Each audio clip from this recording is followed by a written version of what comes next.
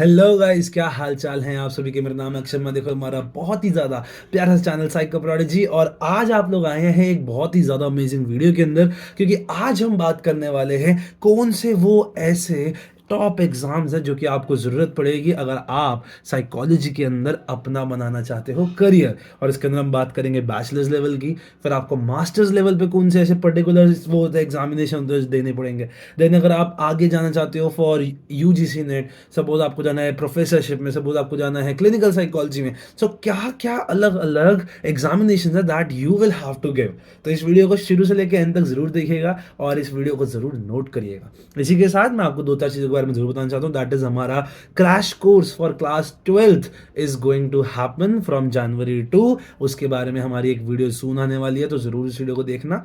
और हमारे Telegram community को जरूर ज्वाइन कर लो यार। वहाँ पे बहुत सारे साइकोलॉजी एंथुजियास्ट हैं जो एक दूसरे से बात करते हैं अलग अलग लेवल के, और सब एक दूसरे को सपोर्ट करते हैं। So it's a great place for learning, एक पीयर लर्निंग के लिए बहुत अच्छी जगह है। चलिए let's start off with this video. All right, तो सबसे पहले जब आप आते हो फर्स्ट लेवल पे, दैट इज बैचलर्स लेवल। देखो बैचलर्स लेवल पे आपको मेन चीज क्या करनी होती है, you have to do bachelors in psychology. It can be BSc psychology, it can be BA psychology, it can be BA applied psychology, it can be anything. Mainly ये तीन ही होते हैं हमारे पास। नाउ इसके लिए अलग अलग कोर्सेज, लेकिन नंबर वन प्रायोरिटी आपका एक ही है, that is CUET। CUET is आपको पता है common central universities entrance test, right. तो CCUET कई बार बोलते हैं common university entrance test, there are multiple names. काम एक है, जितनी भी हमारी गवर्नमेंट की सेंट्रल यूनिवर्सिटीज है जो कि सेंट्रल गवर्नमेंट के अंदर आती हैं, वो जैसे कि आपके दिल्ली यूनिवर्सिटी हो गया, आपका अलग अलग, not just central universities actually, जैसे Ambedkar university is state university of Delhi, yet it comes under CUET. So there are multiple universities, around 75 से ज़्यादा इंडियन यूनिवर्सिटीज़ हैं जो अब अपना सोलली बैचलर्स ऑफ साइकोलॉजी के लिए या किसी भी बैचलर्स लेवल के लिए CUET के थ्रू जा रही हैं। तो CUET is a very very amazing opportunity for you guys. कैसा सिलेबस पैटर्न आता है आप लोगों को पता है, अभी लास्ट साल पहली बार हुआ था।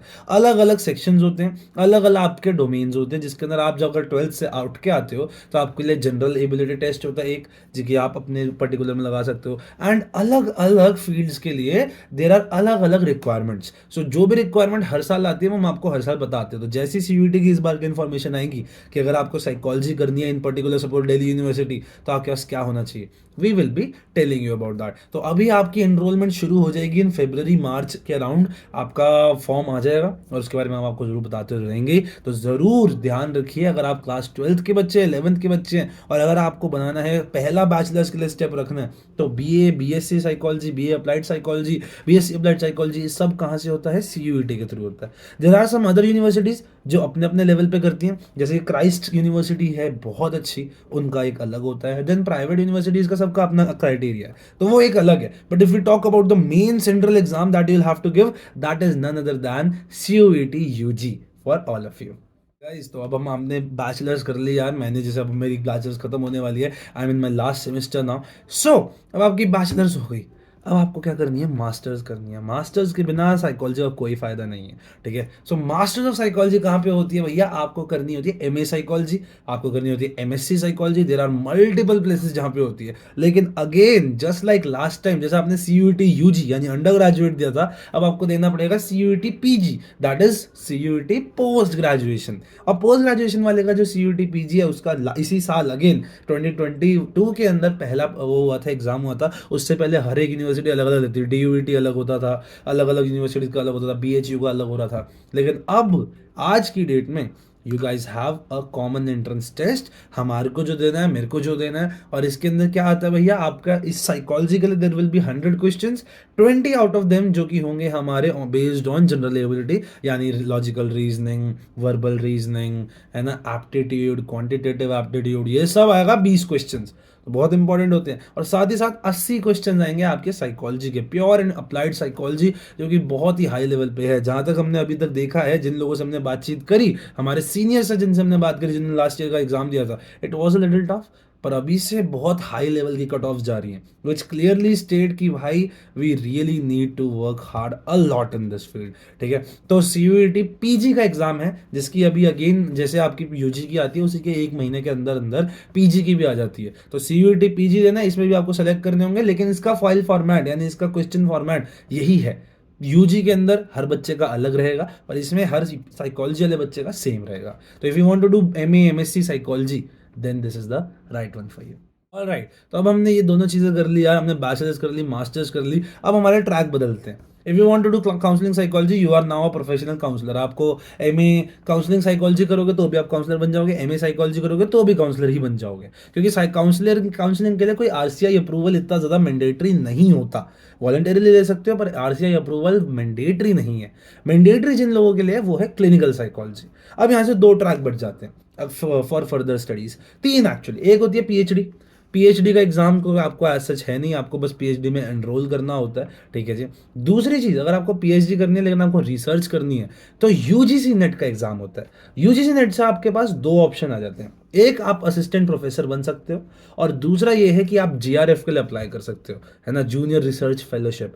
राइट, इसके अंदर आपको रिसर्च करने के लिए स्टाइपेंड मिलता है, आप एक जीआरएफ के अंदर पर्टिकुलर रिसर्चर के तरह काम करते हो, आपको फंड्स मिलते हैं आपकी रिसर्च करने के लिए। तो अगर आपको रिसर्च में आना है या फिर आपको पढ़ाना है यानी असिस्टेंट प्रोफेसर बनना है, क्योंकि आपको पता है ना तीन लेवल जो जाते हैं, assistant, associate and then you become a real professor. ये अलग अलग लेवल होते हैं। असिस्टेंट प्रोफेसर के पास कम से कम 15 साल का एक्सपीरियंस होता है तो वो एसोसिएट बनता है। एसोसिएट के पास जब 5 से 6 साल का हो जाता है और जब उन लोगों को लगता है उनकी यूनिवर्सिटी की हाँ these are great, then you become a professor and professors are the one which are your dean and HOD.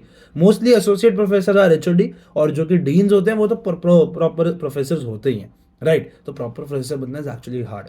तो यूजीसी नेट आता है। यूजीसी नेट का फॉर्मेट कई बार बदलते रहता है। अभी हम एक क्वेश्चन बुक लगा भी रहे थे, मैंने अभी रिसेंटली लगाई भी। तो इट्स लाइक कि UGC NET is like CUET PG. Right, आपको नेट की तैयारी के अंदर क्या होता है, आपके पास बहुत हाई लेवल ऑफ नॉलेज होनी चाहिए of whole psychology, specially the deepness of psychology. Statistics बहुत अच्छे से आनी चाहिए, क्वालिटेटिव क्वांटिटेटिव टेस्टिंग अच्छे से पता होनी चाहिए, all the details of all the things, चाहे वो साइकोपैथोलॉजी हो, चाहे वो साइकोडायनेमिक अप्रोच हो, सीबीटी हो, काउंसलिंग हो, क्लिनिकल साइकोलॉजी हो, हर एक के बारे में आपको डीपनेस पता होनी चाहिए, क्योंकि आपका वो एग्जाम तय करेगा कि आपको यूजीसी नेट आपका क्लियर होता है कि नहीं होता विद गुड रैंक। अगर आपकी गुड रैंक आती है यूजीसी नेट के अंदर, इन दैट केस आपका क्या सीन होता है, that you actually become a certified professor. अब आप कहीं पे भी जॉब के लिए अप्लाई करोगे तो अब आप पढ़ा सकते हो किसी भी यूनिवर्सिटी के अंदर। तो आपको यूजीसी नेट के लिए अप्लाई करना होता है, एंड दिस इज अ बड़े लोगों की चीज़। जो अभी अगर आप कोई भी लेवल पे हो, चाहे यूजी लेवल पे, बैचलर्स लेवल पे और क्लास 12 लेवल पे, this is not something for you, पर for all the people who are in their masters, UGC NET is very important if you want to give it. ठीक है, तो अगर आपको जाना है प्रोफेसरशिप के अंदर, UGC NET is very important. अब एक बहुत ही इंपॉर्टेंट आता है, that is your MPhil in psychology. MPhil in psychology is solely needed for counselling clinical psychology. Right, clinical psychologist बनने के लिए आपके पास एमफिल इन साइकोलॉजी की होनी चाहिए। आप कुछ लोग कहेंगे कि एमफिल तो हट चुकी है एनईपी के अंदर, जी नहीं, एनईपी के अंदर सारी एमफिल हट चुकी है सिवाय इस पर्टिकुलर एमफिल के। ऐसा क्यों हुआ है, क्योंकि ये पर्टिकुलर एमफिल जो है it is not regulated by UGC, but it is regulated by RCI. RCI क्या है, रिहैबिलिटेशन काउंसिल ऑफ इंडिया। ये हमें क्या देते हैं, सर्टिफिकेशन देते हैं। तो अगर आपके पास एमफिल है, आपके पास एमफिल की 2 साल की डिग्री होती है, तो आपको 2 साल के लिए एमफिल करनी पड़ेगी, फिर आपको आरसीआई का लाइसेंस मिलता है, तब जाके आप एक प्रोफेशनल सर्टिफाइड क्लिनिकल साइकोलॉजिस्ट बनते हो। तो ये एक तरीका होता है। अब एमफिल के लिए देखो हर एक का अलग अलग है। जैसे दिल्ली, अब there are multiple different different exams, तो आपको हर एक जहाँ पे भी आपको अप्लाई करना है, और इस उम्र तक आप समझ गए होंगे कि आपको कहाँ अप्लाई करना है, पीयर लर्निंग इतनी अच्छी हो जाती है। तो आपको जहाँ पे भी अप्लाई करना है, आपको वहाँ का पर्टिकुलर एंट्रेंस एग्जाम देखना पड़ता है। कुछ जगह पे एंट्रेंस नहीं भी होता, मेरिट बेसिस पे भी होता है। जैसे डीयू के अंदर डीयूईटी पे ही होता है अभी, है ना। देर आर वेरियस अलग, बीएचयू का अपना होता है, एएमयू का अपना होता है, जेएनयू का अलग अपना होता है। तो यहाँ पे एक लिस्ट मिल जाएगी आप लोगों को, this is the list of all the आपके टेस्ट जो होते हैं for this particular MPhil in psychology. तो अगर आप एमफिल इन साइकोलॉजी का टेस्ट क्लियर करते हो तो आप 2 साल की एमफिल करते हो, उसके बाद आप एक क्लिनिकल साइकोलॉजिस्ट बन जाते हो सर्टिफाइड। हालांकि आपको एक लाइसेंस भी ज़रूरी है, पर इसके बाद मिल ही जाता है जब आपके पास एमफिल हो जाती है क्लियर।